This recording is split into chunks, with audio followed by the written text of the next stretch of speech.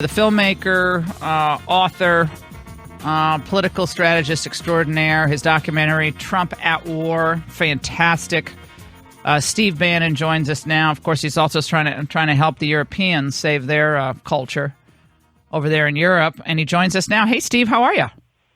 Hey, Laura, doing great. Thanks for having me on the show today. Absolutely. Well, Hillary says you can't be civil with people who are trying to destroy everything you believe in. She said that today. Well, they aired it on, I guess, NBC, CNN. Look, you've seen the mob. You've seen the mob rule that awaits us if the Democrats take the House or the Senate. The Senate, I think, is out of reach, but the House, it's mob rule. That's what they want. And of course, the mainstream media is going to continue to back their meme that they're the civil ones, they're the nice ones, the Trump voters, the Trump supporters, are the racist, the misogynist, the nativist. But I think everybody knows what the reality is here. So it's very simple to me. It's one side's going to win and one side's going to lose. And the listeners to your show are the backbone of this country, and quite frankly, the backbone of our movement. So people just got to get out and get on with it. Well, I think again the Kavanaugh battle was so interesting in so many ways, so painful, of course, in other ways. But it's almost better, I think, that Trump decided to go with a Bush guy because now we see that a Bush Republican, it doesn't matter, just like it didn't matter that McCain was the nominee in 2008. As long as you stand in the way of their attempt at social deconstruction with open borders, open markets, gender fluidity, all these things, then they will set about to destroy you, your family, make it, if they could, ensure that you never work again. So it's almost better. Like, a lot of people wanted other people to be on the court, but I think in a way this was genius because it galvanized so many of the Republicans. Look, you're a constitutional lawyer. You've been a clerk. You know at the highest levels how much vetting's gone on, how decent these people are across the board. It's outrageous. Judge Kavanaugh has never been looked at, I don't think, as cutting edge on the social conservative area of the law. He's very much about the Chevron exemption and what I call the deconstruction of the administrative state. He's really the second horse in harness with Judge Gorsuch, and that's the point. It doesn't matter. What they did with Judge Kavanaugh is the politics of personal destruction. They want to destroy people that stand in their way, and I think it was very evident of what they did. They tried to destroy him and his family, and it doesn't matter. You could put a moderate Republican up there, and they will try to do this.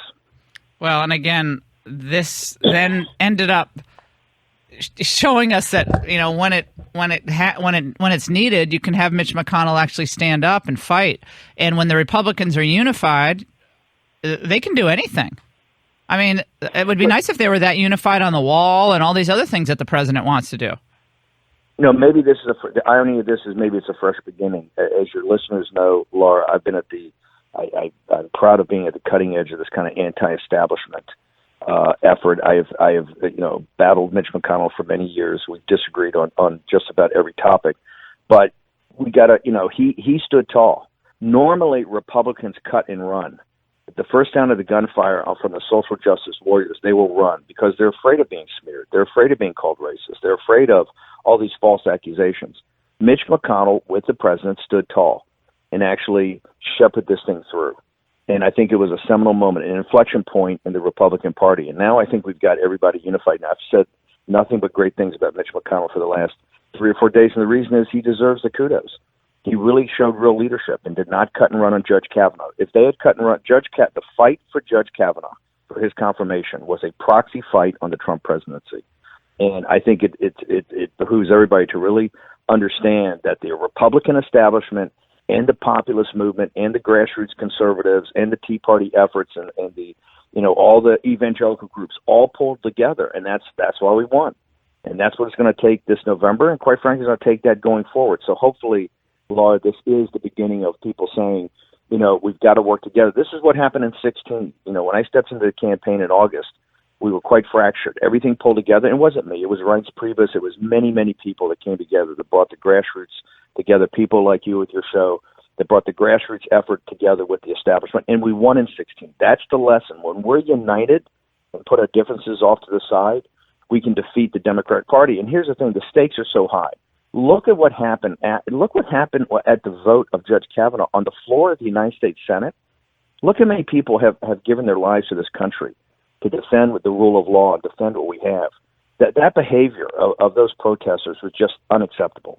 And what happened afterwards, which is really kind of, you see the mob rule that's coming. And so if you want the future to be like those senators were harassed and attacked in the Senate, and if like Ted Cruz and his wife were basically accosted by people at a restaurant and then chased down an alley, if that's what you want the future to be, then don't vote.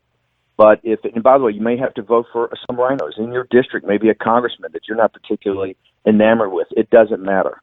Right now, it's all about the Trump program. It's all about President Trump and going forward, and that's what we've got to pull together.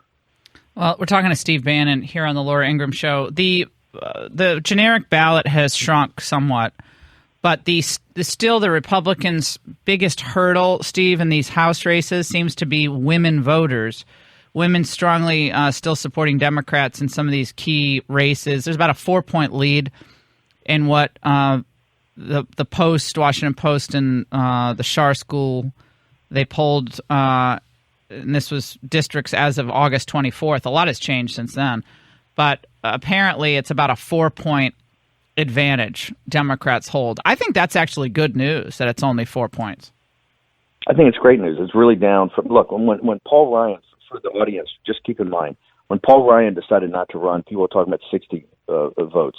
Then it was 50. I went on Sean Hannity on the 100th day to go, and I was saying it's 35 to 40. We're now within the kill zone. This is very winnable. This is all about human agency.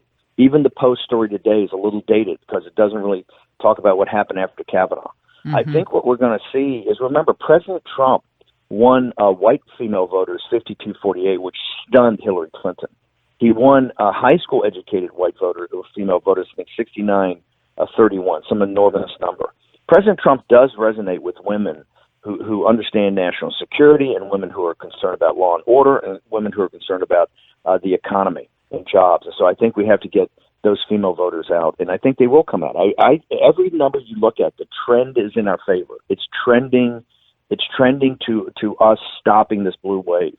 And people have to understand, if we stop the blue wave, the Democrats are going to turn on each other in a vicious way between the Clinton, Wall Street junta, and these kind of social justice, basic cultural Marxists on the left, tear each other apart, and I think lead us to a massive victory in 2020. That's why it's such urgency for people really to focus on these House districts in the coming 3 or 4 weeks. That this is all about.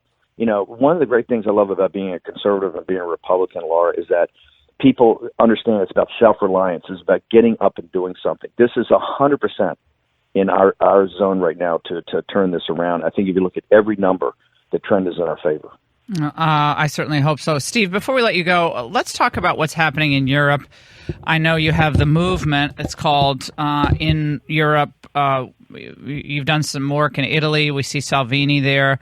And other leaders. I saw Le Pen was meeting with Salvini yesterday or the day before to try to, again, recapture the European cultural understanding that has been so threatened by poor leadership, mass migration, etc. Where do things stand in Europe? I know every country is different, but where do things stand now? Well, this kind of populist nationalist revolt is actually about a year ahead of where we are in the United States. That's why Brexit kind of came before Brexit and the 2016 victory of Donald Trump are inextricably linked. You're seeing the same thing in Europe right now. Basically what it is, it's the same kind of Tea Party, grassroots revolt, evangelical Christian revolt that you're seeing over in Europe. What you're seeing is people that want their sovereignty back of their countries. They're tired of the EU is really a globalist organization that's tried to take their national sovereignty and take the value of their citizenship away from them, whether it's on migration, economics, a whole host of issues. And you're seeing leaders like Le Pen in France, the Alternative for Deutschland leaders in Germany, Salvini in Italy, Orban, who are all basically versions of the Trump agenda. This is a globalist revolt. Even in Brazil, you're going to see last weekend we had a law and order candidate that took the lead, and it looks like he'll be the next president of Brazil. On a global basis, you're seeing this revolt against kind of this secular, humanist, globalist agenda. and you're seeing people on the right, start to try and take their countries back. And so, I would tell all your listeners to really focus on what's happening in Europe, because I think it's a great forerunner for the continuing revolution we have here in the United States to basically take the country back and let the citizens run it, and not the Wall Street and the corporatist elite and the permanent political class that's in Washington, D.C. Don't you get the sense, Steve, that for the left and the globalists, people like Colin Powell, who came out last weekend or Friday, whatever it was, and like, well, it's basically saying, it's so embarrassing for us on the world stage with Trump. They would rather have our country not do as well economically if it means they're not embarrassed among their liberal elite friends in Europe. General Powell, who I have a lot of respect for, is just very disappointing. He also doesn't really understand. He seems to miss the point about NATO and other things. What President Trump is trying to do is rejuvenate our alliances throughout the world with this America First. But he's also he's inextricably linked the economics of trade, right, with our national security. It's the first time anybody's really done it, and that's why you see we're winning in China. You just saw the new NAFTA deal. Japan's about to do a bilateral deal with us. The EU's already told us they're going to be in with us on China, trying to shift the global supply chain. But what he's trying to do is unite these two and say, hey, they're part of a package.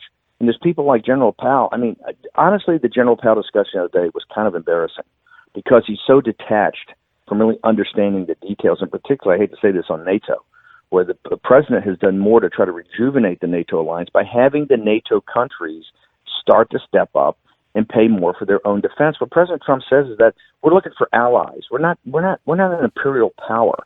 We're not looking for protectorates. And what happened is NATO in Europe is basically a protectorate of the United States. It's unfair, particularly when the overall economy in Europe is about the same size as the United States. And so people have just got to step up and start being good allies. And you see people like General Powell continue to trash President Trump, day in and day out. But I think when you really, peel back the happy talk and what I call the highfalutin language and look at the details, President Trump's basically right on all this stuff, and guys like General Powell are just dead wrong. Steve Bannon, it is so great to talk to you in the war against Trump. What is it? Your documentary is called The War Against Trump. Trump at War. Trump at War. Excuse me. It's not in front of me, so I have to just Trump at War. And you see that it's Trump versus taking on all comers. So I think your audience will really enjoy it. Just go to our website, Trump at War. Oh, fantastic. TrumpAtWar.com. Steve, thanks for everything you're doing out there. Come back soon. Stay safe over there in Europe, okay? Thank you, man. Appreciate it, Laura. All right. We'll talk to you soon.